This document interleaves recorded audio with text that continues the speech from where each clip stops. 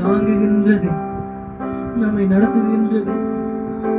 எத்தனை மனிதர்கள் உன்னை வெறுத்தார், எத்தனை மனிதர்கள் உன்னை குற்றம் சாட்டினார், எத்தனை மனிதர்கள் நீ பாவி என்று உன்னை வெறுத்தான்.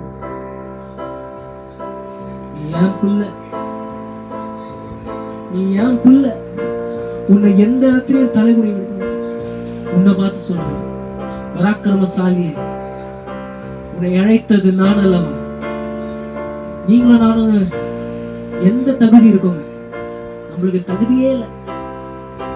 ஆனா உன்னை பார்த்து சொல்ற, உன்னைத்தான் பார்த்து சொல்ற பராக்கிரமசாலியே, உன்னை அழைத்தது நான், உன்னை அழைத்தது பெரியவர், உன்னை அழைத்தது உலகத்தை உண்டாக்கியவர், வெறும் தன் வார்த்தையினால் இந்த பிரபஞ்சத்தை படைத்தவர்.